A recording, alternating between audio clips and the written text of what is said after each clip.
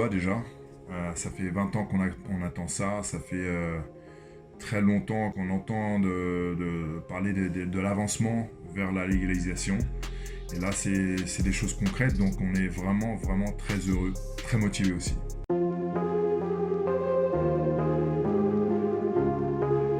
Comme pour tous les sports, il faut absolument construire la pyramide par le bas. La base du MMA, c'est la pratique loisir, la pratique des amateurs. La première étape, c'est d'abord de mettre en place une pratique amateur avec tout ce que ça sous-entend, la formation, les diplômes, pour ensuite aller vers le professionnel. Je pense que c'est dans ce sens-là qu'il faut construire le sport en France, si on veut faire les choses correctement, et pas mettre la charrue avant les bœufs et absolument vouloir développer le sport professionnel.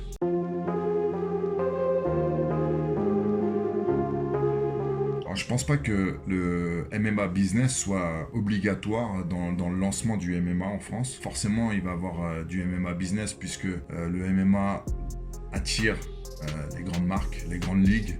Forcément, le marché français attire des entités comme le Bellator, l'UFC, toutes ces grosses marques qui lorgnent la France depuis très longtemps. Il faut déjà passer par le MMA amateur, c'est-à-dire 99,9% des gens qui sont pratiquants de MMA et qui sont intéressés par le MMA.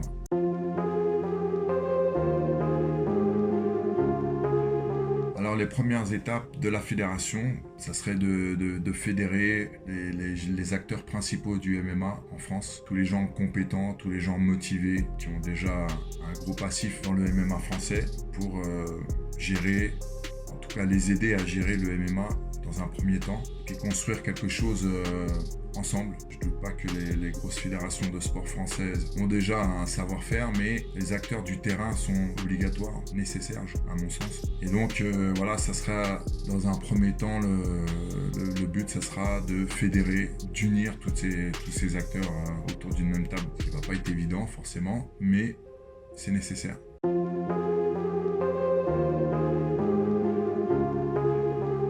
Pour les combattants qui ont toujours évolué à l'étranger et qui souhaitent intégrer un futur marché français, je pense que les choses vont se faire naturellement, peut-être chevaucher sur le marché international et le marché français dans un premier temps et puis après faire un choix. Quoi qu'il en soit, le marché français n'existait pas jusqu'à présent, donc le problème ne se posait pas. Maintenant, je pense que les Français vont quand même être attirés par les grosses ligues étrangères jusqu'à ce que des ligues françaises puissent leur proposer les mêmes choses que les grosses ligues étrangères. Donc ça va se faire naturellement, je pense.